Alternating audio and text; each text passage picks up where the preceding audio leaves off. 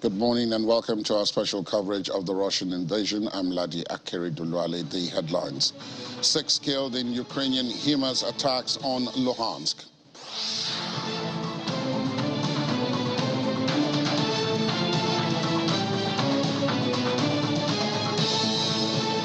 Deadly Ukrainian strikes hit civilian crossing near Key Kherson Bridge.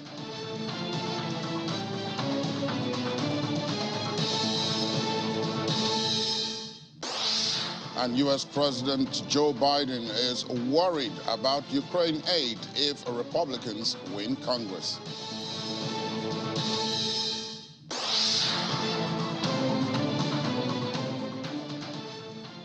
A warm welcome once again. In the past 24 hours, at least 6 people have been killed and 10 others injured by Ukrainian missile attacks on the eastern Luhansk region. That's according to pro-Russian officials in the occupied territory. The Moscow-backed Luhansk People's Republic Joint Center for Control and Coordination claimed the attacks were carried out by Ukrainian forces using American HIMARS multi-launch rocket systems. According to the JCCC, the settlements of Lysychansk, Bryanka, Troitska, Rubishne, Sheveny, Prapo, and Bryanka were hit in the attacks on Thursday and this morning. It adds that 5 of those killed were employees of the Ministry of Emergency Situations in Sheveny proper. Meanwhile, at least 2 other people have been killed and 10 more wounded after Ukrainian missile strikes hit a, quote, civilian crossing near the Antonivsky Bridge in Kherson late on Thursday, according to the southern region's Russian-appointed chairman. Sergei Elisev said, quote, unfortunately, after 11 p.m., the armed forces of Ukraine inflicted a strike on the civilian crossing, adding that the civilians were on the crossing at the time of night because a lot of residents of Kherson region wished to leave the territory to survive the aggravation of the military situation. Mr. Elisev said he went to the scene of the strikes and later to the regional hospital where the injured had been taken with shrapnel wounds and head injuries. The Russian-backed Kherson region administration said on its Telegram channel that Ukraine's military fired 12 HIMARS rockets at the civilian crossing near the Antonivsky Bridge, which also operates at night due to the large number of people wishing to travel to the left bank of the Dnipro River. However, Ukraine's military is yet to make any comment. And United States President Joe Biden has expressed concern about the prospects for future United States assistance to Ukraine if Republicans win control of one or both houses of the U.S. Congress in the November 8 midterm elections. This comes after the Republican leader in the House of Representatives, Kevin McCarthy, said he would be, quote, unwilling to write a blank check for Ukraine, and if Republicans take control of the House of Representatives from Democrats in the midterm elections, he will be in a position to stop that from happening. Saying you want to be a bipartisan kind of figure in the country. I've always been able to do that. I got a lot of bipartisan stuff passed you guys never thought I'd get passed. Are you worried about Ukraine aid with the Republicans in charge of the House? Yeah, I am worried about that because they said they'll cut it. Sir, do you have any plans to go to Nevada or Georgia in the coming weeks? Pardon me? To Nevada or Georgia? Both the congressmen asked me to go out and know when they're able to get out of Nevada. And Georgia, they asked me to come down. We're trying to work it out now. How are you feeling about the election in general? I'm feeling good. You're feeling good? These guys, all they want to do is eat their lunch. How many 17th will Dems pick up? And Ukrainian President Volodymyr Zelensky says Russia is attacking Ukrainian power plants because it wants to force people to leave their homes and move westward to European Union nations. Mr. Zelensky earlier this week had said Russia had already destroyed around 1/3 of the country's power plants, causing electricity and water cuts as winter approaches. Kiev ordered nationwide power restrictions for the first time yesterday. The United Nations says 7.7 million Ukrainians, roughly 19% of the pre-war population, are now living across Europe after fleeing in the wake of the February 24 invasion. And some refugees have struggled to find decently paying jobs. Russia is provoking a new wave of migration of Ukrainians to the EU countries.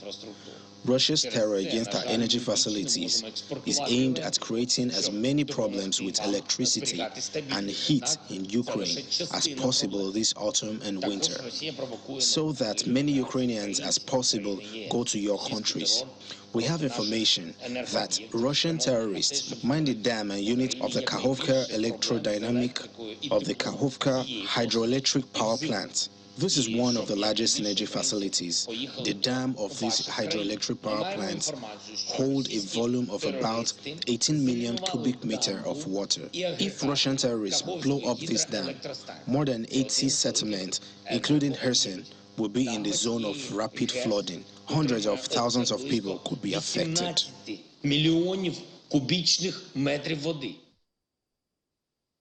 European Union leaders ended yet another debate on the bloc's response to the energy crunch without agreement on whether to cap gas prices and deciding to keep examining options to put a ceiling on costs. The EU is grappling with high energy prices, driving inflation and raising the prospect of recession across the continent, a situation aggravated by Russia slashing gas flows following its February invasion of Ukraine. ETF does not reflect the true market situation anymore. Therefore, only in households, but if you look at the steps we've made forward, now this roadmap that now has to be worked on and then implemented, it is a joint purchase, big step forward. It is the rules for sharing gas, so the solidarity agreements and the rules that have to be followed in case of a severe disruption. It is the topic of excessive prices and how to limit them. We will develop a complementary new index to reflect better the LNG price situation. And for the meantime, we are going to establish a market correction mechanism exactly to limit episodes of excessive gas prices and to make sure that there is a clear order in the build of the market. U.S. State Department spokesperson Ned Price says the United States has determined that Iranian military personnel were on ground in Crimea, helping the Russian military operate drones provided by Tehran to conduct strikes across Ukraine. According to him, the United States is now concerned that Russia may seek to acquire advanced conventional weapons from Iran, such as surface-to-surface missiles, for use against Ukraine. We assess that Iranian military personnel were on the ground in Crimea and assisted Russia in these operations. Russia has received dozens of these UAVs so far and will likely continue to receive additional shipments in the future. It's no secret that a deal does not appear imminent. A deal does not appear in the offing, at least not at the moment, because Iran's demands have consistently gone beyond the four corners of the JCPOA, which is our concerns that Iran would provide this type of support to Russia. Today, we're making very clear as well that in light of Russia's ongoing shortages, some of which are owed to the export controls and the other measures we put in place, we're concerned that Russia may also seek to acquire advanced conventional weapons from Iran. That includes potentially surface-to-air missiles that will almost certainly be used to support Russia's war against Ukraine. Let's go now to Britain, where news of Prime Minister Liz Truss's resignation made headlines and has prompted quick reaction from political leaders and media commentators around the world. Among foreign politicians, France's President Emmanuel Macron said that on a personal level, he was always sad to see a colleague go, but that the most important thing was for Britain to find stability as soon as possible. At the White House, reporters asked U.S. President Joe Biden whether Ms. Truss had made the right decision. He replied that it was her decision to make, adding that he wouldn't, quote, weigh in on her judgment. In an earlier statement, the president had said close relations with the United Kingdom would continue and thanked Ms. Truss for her partnership on a wide range of issues, including holding Russia accountable for its war against Ukraine. One of Ukraine's MPs, Oleksiy Goncharenko, also thanked Ms. Truss for her support, saying that Ukraine would never forget her. However, there was little sympathy for Ms. Truss from Russia. Its foreign ministry spokeswoman welcomed her departure, saying Britain had never known such a disgrace of a prime minister. And more reactions from Liz Truss's resignation now. The Irish Prime Minister, Michael Martin, says Britain must appoint a new Prime Minister to succeed Ms. Truss as quickly as possible to ensure stability. He was speaking as he arrived at the European Union summit while speaking to reporters in Brussels. On a personal level, I sympathise with her. I think it's been a very difficult time for the British Prime Minister, given all that has happened and so on. And then, therefore, I think what's important as Britain's nearest neighbour, we have significant economic and relationship and many other relationships with the United Kingdom. I think stability is very important, and we would like to see the UK system within its capacity to be in a position to have a successor selected as quickly as possible, and that stability will be brought to the situation given the fairly significant geopolitical issues facing Europe, not least the issues I just discussed, the war in Ukraine and the energy crisis. Meanwhile, a long-term Conservative Member of Parliament, Sir Christopher Chope, defended Ms. Truss. He called his colleagues on the backbenches who ousted her hyenas who are out for blood and revenge. Mr. Chope said the way in which this Truss has been treated is a disgrace. He said, quote, "I am ashamed of my party for having behaved in that way." Sir Chope also joined opposition MPs in calling for a general election, saying he believes his backbench colleagues will not respect any incoming Prime Minister without a mandate to govern, adding that the Conservative backbenchers, quote, "are completely out of control." The Tory MPs called his colleagues hyenas out for blood. And the question now is, who will succeed Liz Truss? And that's what many would be asking. Well, a new leadership contest will take place within a week. Liz Truss announced in her resignation speech outside Downing Street yesterday. Graham Brady, the Conservative official responsible for the process, announced the candidates to replace Ms. Truss will need at least 100 nominations from Conservative MPs. If more than one candidate meets that threshold, they will be put to the Conservative members in an online ballot, with the new Prime Minister to be announced next Friday, that's October the 28th. This will be the 5th Conservative Prime Minister in just over 6 years, and the 3rd within this parliamentary term. But who might that leader be?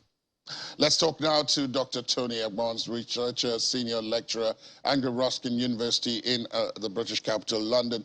Good morning to you. Thank you for your time. Good morning, Ladi. Good to see you again. And how are you doing over there in Lagos? Fine, thank you indeed. And I trust that you're well as well. We're seeing a new leadership contest. 47 days ago, you were on this program and we were discussing another leadership contest which produced Liz Truss. Now we're back here again, and perhaps the first question to ask would be, how did you see the event starting from the drama that led to her resignation yesterday, the revolt from her own MPs, and then the opposition calling for an election? Yeah, thank you very much, Ladi, for that question.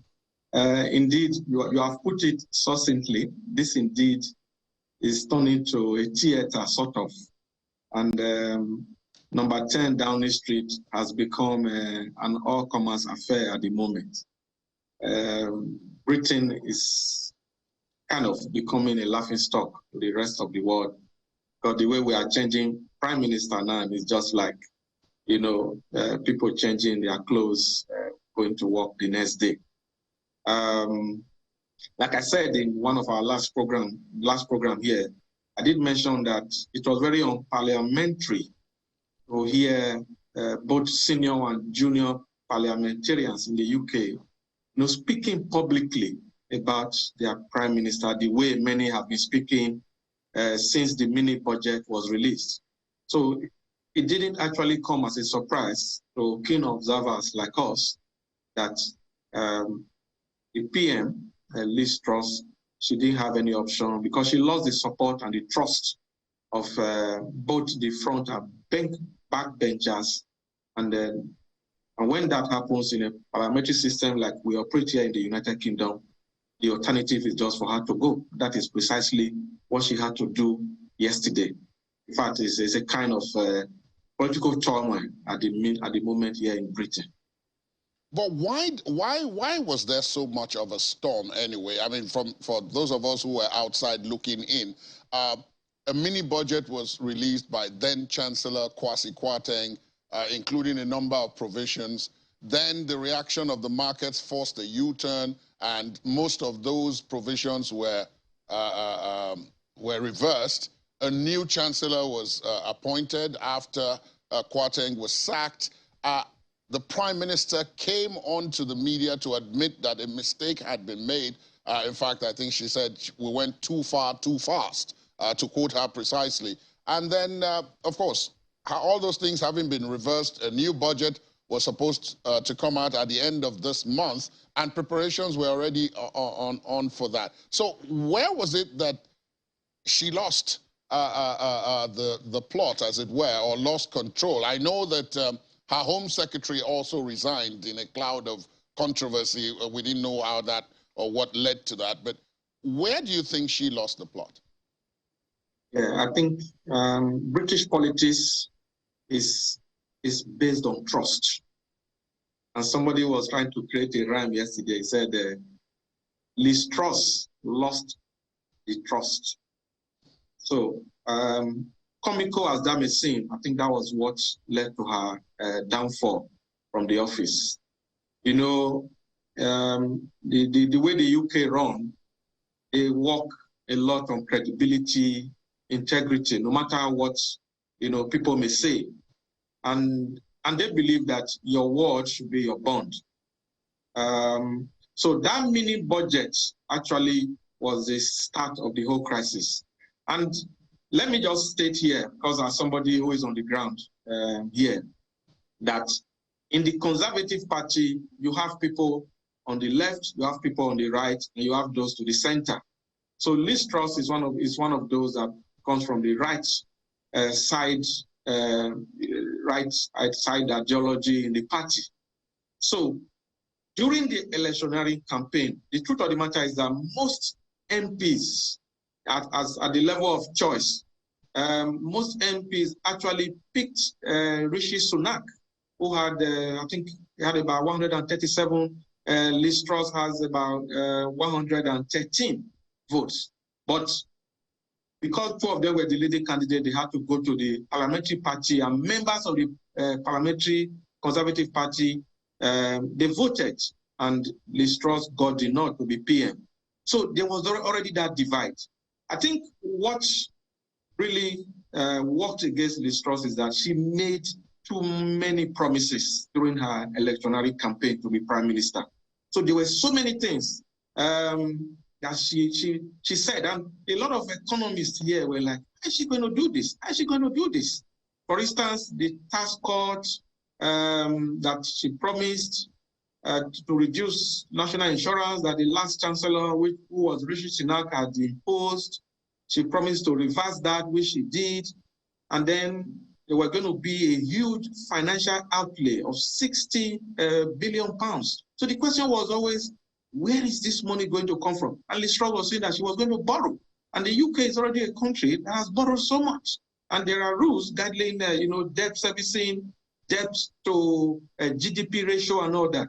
So I think her greatest undoing, which is a political lesson, is that during electionary campaign, a politician should not promise too much.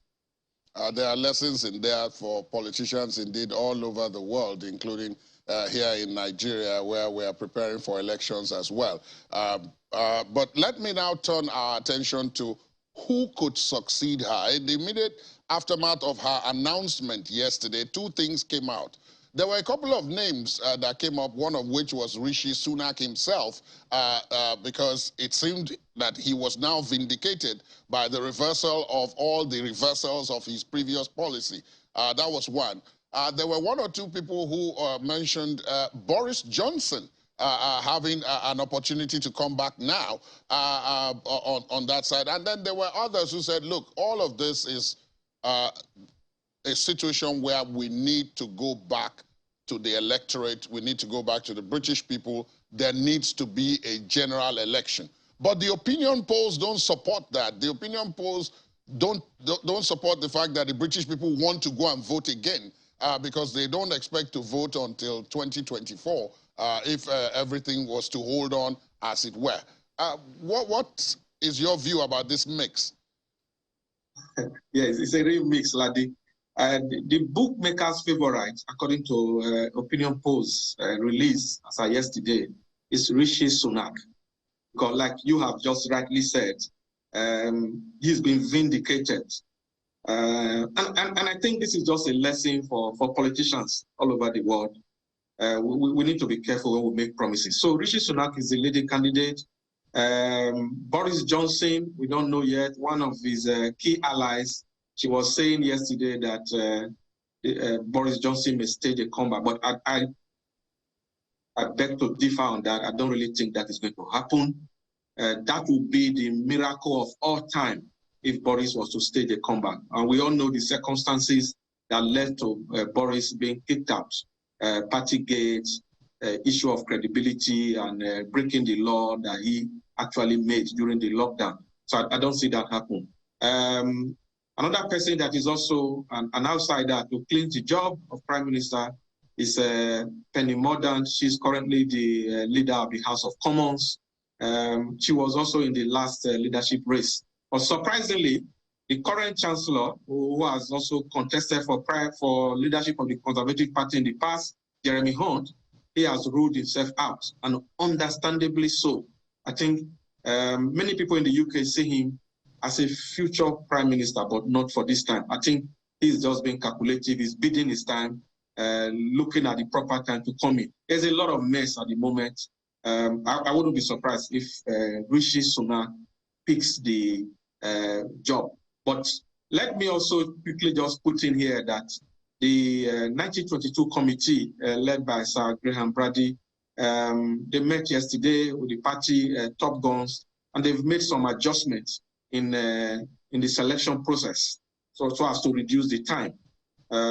By next Friday, the UK will know the new Prime Minister, and they've said that for an MP to be put forward for consideration, you must get the support of about 100 MPs from the party. So that is very stringent. So we are watching, and I'm believing that over the weekend we'll see how this will pan out. And these are really interesting times as far as UK politics is concerned right now. It is a case of the more you look, the less you see. That used to be the statement with regard to politics in other places, including here in Nigeria. But before I let you go, Dr. Agbonze, I must ask you this final question. How do you think all of this could affect the United Kingdom's, up to now, fairly robust support for the Ukrainians in their war against Russia? Do you think whoever becomes, as Joe Biden was saying about the U.S., that if the opposition party wins, there might be some adjustment to the robust support? Do you see that in the case of Britain, that the person who is coming in, particularly because the person is coming in on the back of an economic crisis, could need to adjust the kind of robust support that Ukraine has come to expect from the United Kingdom? Yeah, I think whoever comes in as the next prime minister of the UK next week would probably continue with the level of support. Many of us here do not think that the United Kingdom will reduce its support. But even while keeping a close eye on the economic stability of the United Kingdom, the next prime minister would just follow the same pathway that Boris Johnson and Liz Truss have done. Let us not forget that most of the crisis, the economic crisis in the UK, is a fallout of this Ukraine crisis. And a quick end to the Russian-Ukraine crisis will also be a kind of succor to the UK economy, Europe economy, and even that of the United States and other parts of the world, because of the essential role that Russia plays in the supply of gas, which is a critical commodity that the whole of Europe and every part of the world uses, especially during this winter time. So I think the support will continue. All right, then, Dr. Agbonze, when we get to know who the new prime minister is, possibly, as you said, next Friday, we will, of course, revert to you, if not before then, because this drama shows no sign of abating. So We might be coming back to you sooner than we expect as well. But for now, thank you for your time this morning. Yeah, thank you, Ladi, and have a great day. You too. Still to come on the program, Russian President Vladimir Putin fires rifle as he inspects mobilized soldiers. Details after the break. Please stay on with us.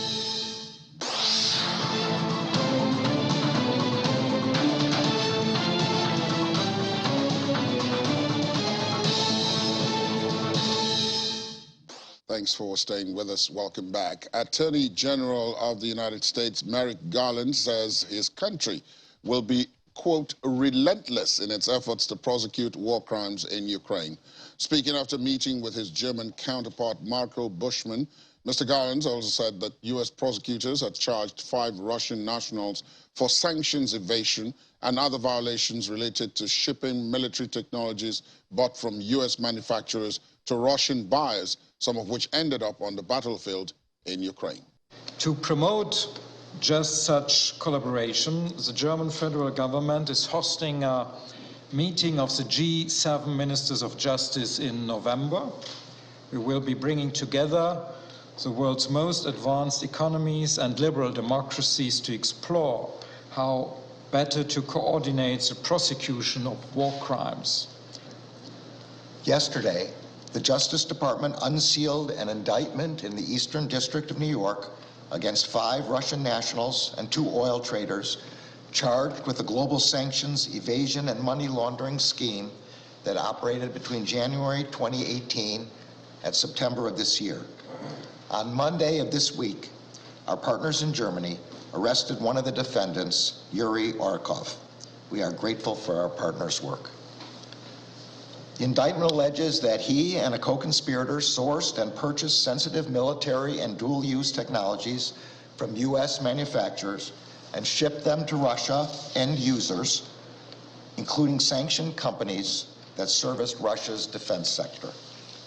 Those technologies included advanced semiconductors and microprocessors that are used in fighter aircraft, missile systems, smart munitions, radar, satellites, and other space-based military applications.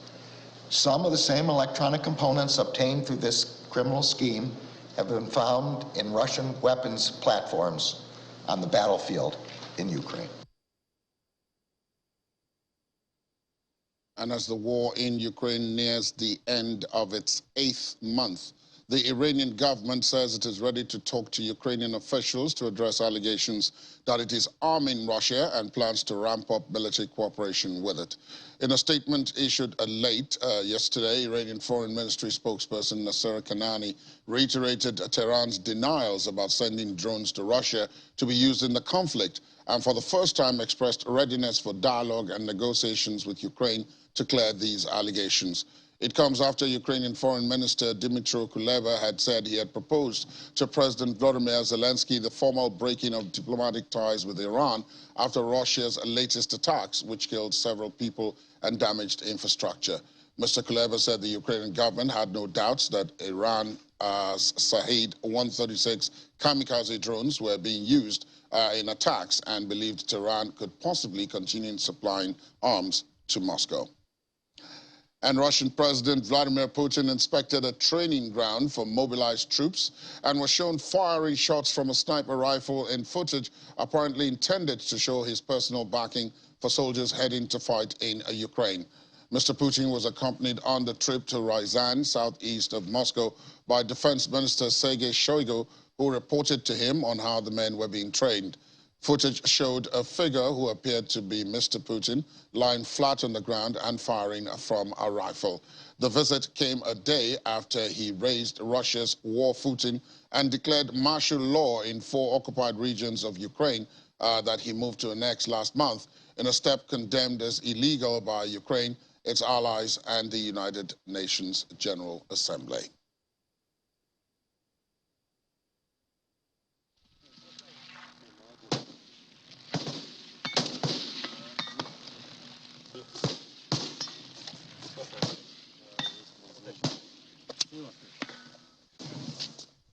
All right. right, let's talk to security expert, Mr. Olade Ndiario, who is with me in the studios here. Good morning, sir. Morning, welcome to the program.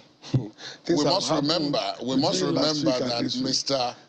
Putin used to be a KGB agent. Right. Because a lot of people see him firing the sniper rifle would wonder. They forgot that he was in the service. He was in the service, and, and he has the expertise and the experience. But I want to take our minds back to the war front, so to speak. This week, which is Friday, last week you were here, and we were talking about something a bit different. Now, this week, the Russians have targeted the energy and water infrastructure. Water and other infrastructures. Deliberately. Yes, and already the Ukrainians have admitted that more than 30, up to 40% of their infrastructure has been request for power reduction in terms of usage. Yes, rationing and so that they can manage whatever remains. But Russia is not stopping. What do you think is behind this targeting? You know, the last time we spoke, I told you that there's no peace in the life of Mr. Putin, and I'm repeating it. Because if you have peace in your life, as a soul, you want to connect with other peaceful souls around you. But for a man to come out all this way, to pummel a country and damage everything that makes life meaningful and worth living, all because you want to impose your idea on a sovereign nation, for me, is going too far. Okay? Apart from that, in trying to get more people to fight on his side, you remember he was raising reservists who have been retrained now. They went on to hire private military companies, Wagner, fighting for Russia. Now, they also want to release prisoners. That was how Zelensky was released, you know, and made to join Wagner to fight on their side. But because he tried to escape, he was killed at the war front. You know, it now just shocked me that we used to talk of guerrilla fighters, okay, who, in the sense of the word, were ragtag private, you know, warriors. But today, we have companies who are registered, you know, to fight wars for other people. And it was, for me, a shock. Because what they have signed on to do is to destroy and to kill, nothing else. So, unfortunately, EU is concerned more with how they manage their situation as against seeing to the war coming to an end.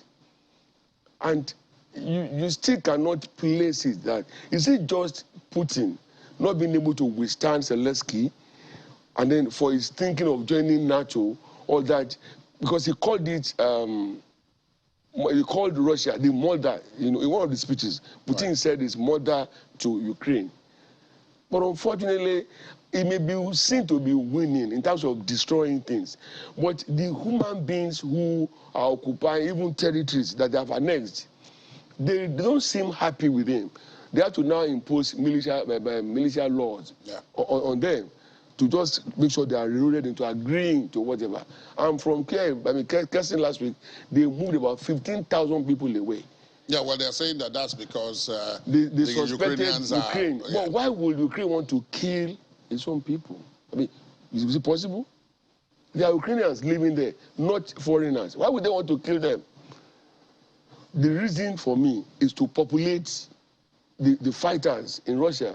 Because I don't see them being taken to anywhere for either for safekeeping or to renew their living or whatever. No, they will be turned into the camps and they will be called to come and fight.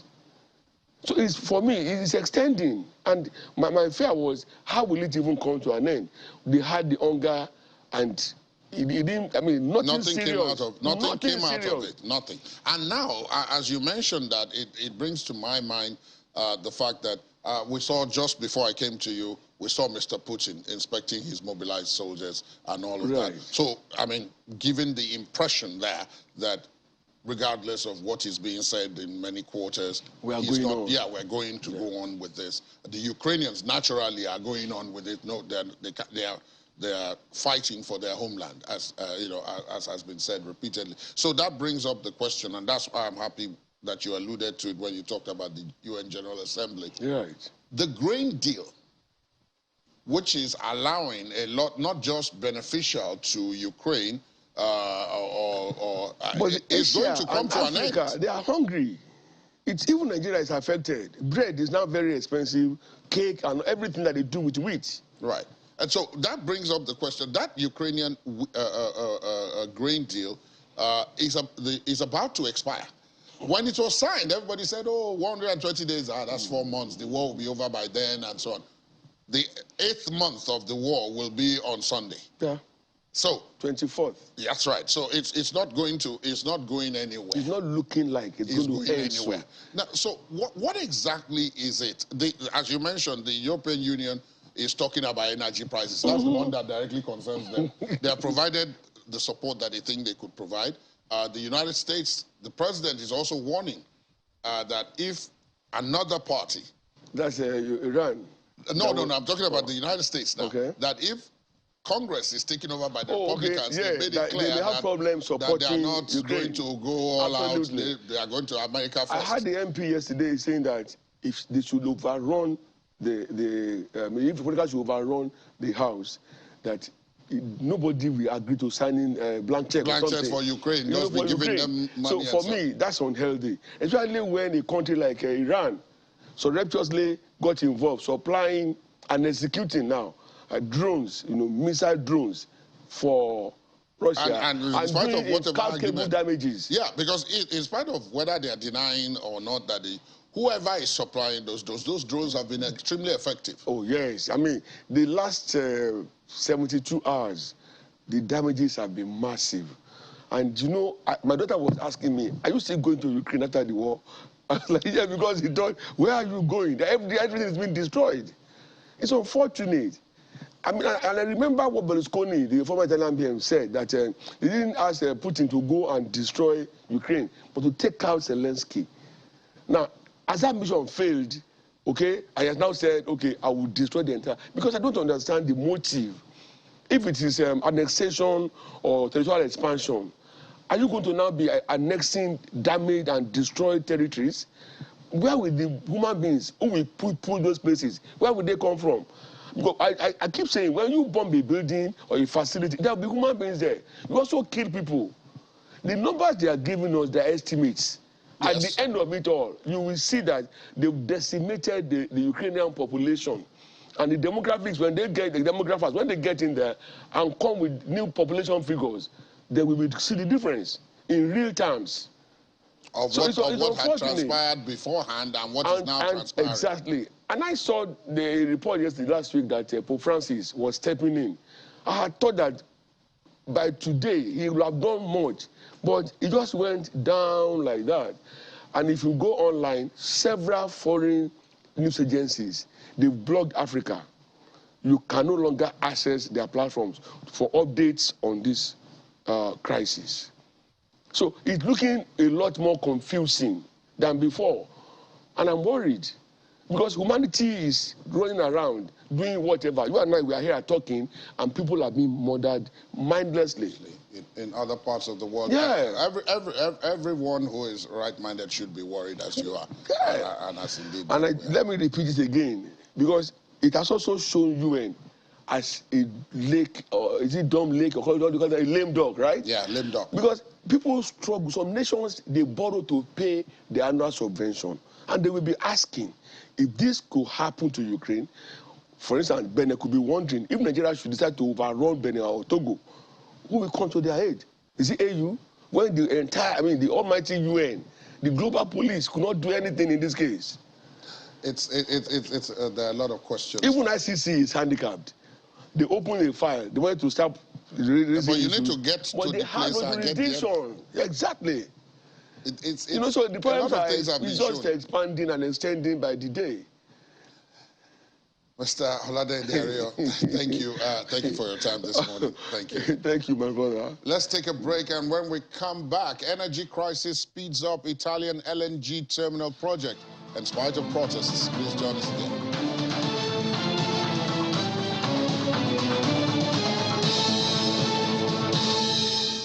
Thanks for staying tuned. Welcome back. The pound, the British pound that is holding above $1.12 in Asian morning trade after Prime Minister Liz Truss's resignation. The sterling gained in the immediate aftermath of the announcement to top $1.13 before giving up those gains.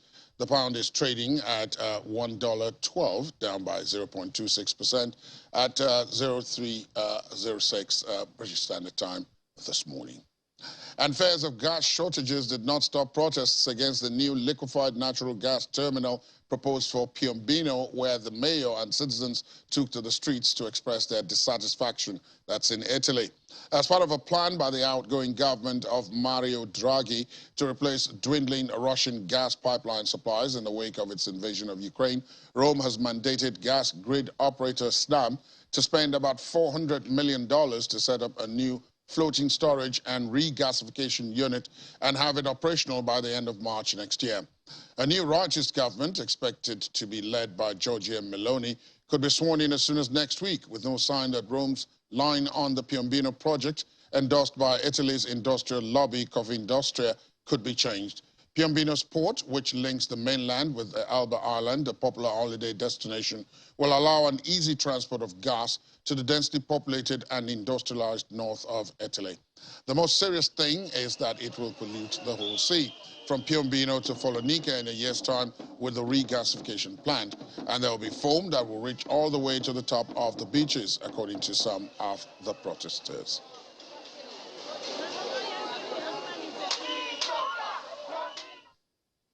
And let's talk to Ini John McQuarrie, as always, at this time. Ini, morning. Thank you for joining us. Thank you for having me. So the pound went up in the immediate aftermath of the announcement and has now come down. So what do we have on that? Is that yes, I think that a lot of attention or eyes are in the UK now, and of course you read that pound story, how it's surging, recovering there to $1.12. We've seen it somersault to 40-year low and all of that, all on the mini budget. So even after the mini budget, or at least most of the items on the mini budget was reversed, we didn't see a lot of reaction until the Prime Minister Liz Truss, even when she sacked Kwasi Kwarteng last week Friday, we didn't see a lot of movement. It was after she resigned. So I mean, a lot of people will be like, so what is in this mini budget that's led to the fall? Just a 6-week stay of a prime minister. Right. The shortest, I think, at this. Yes, I don't think the shortest, yeah, anybody... because the other person stayed 119 days. Now, so this is a new record. Yeah, this is a new record. I hope we don't get another one. Unfortunately, it's a lady we're looking up for so much with the women folk. But I mean, it will be interesting to find out why the mini budget failed, because at this point, I think it has failed. It's safe to say it has failed. So the mini budget was supposed to cost the country about £45 billion.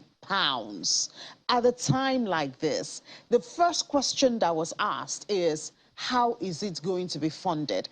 But I mean, one would have thought, because every day we talk about the living costs, the year of the squeeze in the UK and all of that, it was supposed to have income tax. So income tax was supposed to have been slashed for the British people from 20% to 19%.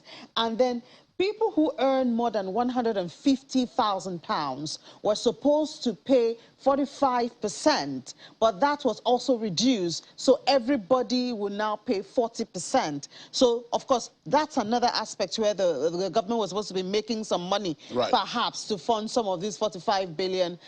You know, even the windfall tax that was being hinted upon, that was also dropped. Now, there's also the stamp duty. The stamp duty is being paid by people who are buying houses and all of that.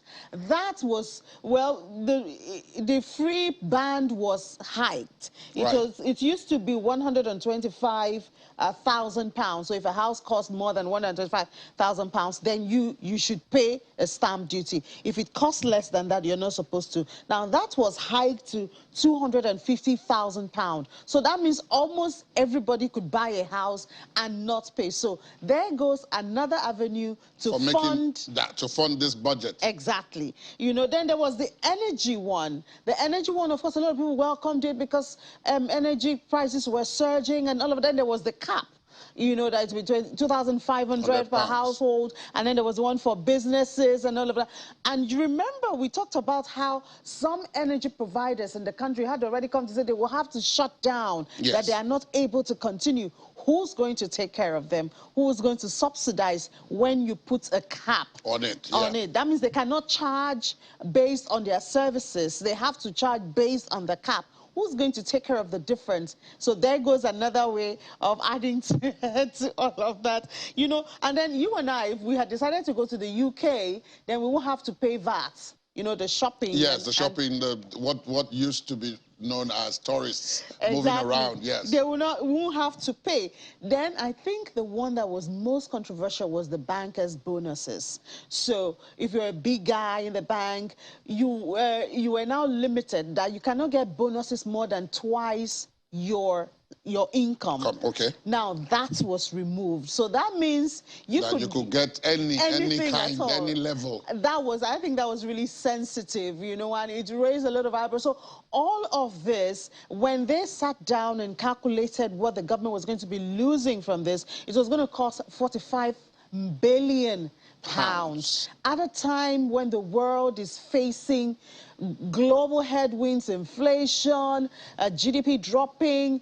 We saw inflation in the UK go to 10.1. We saw their GDP dropping and all of that.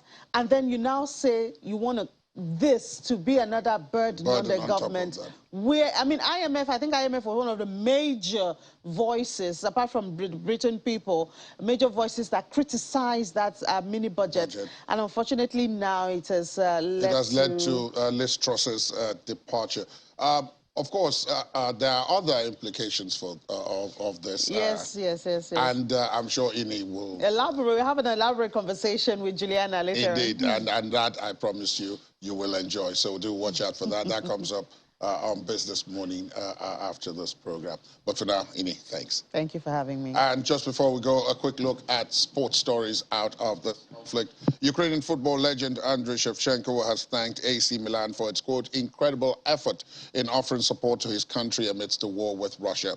Mr. Shevchenko, who played over 300 times for the Italian team, says the help from his former club has provided much-needed respite for Ukrainians fleeing the violence. While raising money and accepting donations for relief and rebuilding efforts, the club's foundation also set up helplines to support families arriving in Italy. Mr. Shevchenko, in tandem with the AC Milan for Peace program, helped to raise nearly $200,000 by selling specially designed team jerseys, which included the icon's name and number on the back. And finally, WBC champion Tyson Fury says he rates Derek Chisora as highly as unified heavyweight champion Alexander Usyk. Mr. Fury is making efforts to defend his decision to fight 38-year-old Briton Chisora in London on December the 3rd, having beaten him twice already. However, the Gypsy King still intends on taking on Usyk in an undisputed bout next year. After moving up from cruiserweight in 2019, Mr. Usyk's second fight at the heavyweight was a unanimous points win over the same Derek Chisora. Thanks for being with us. That's our program this Friday. My name is Ladi Akiri-Duluale. There are updates throughout the day and especially in the world today at 5 o'clock. The show is back on Monday. Do have yourselves a pleasant weekend ahead. Good morning.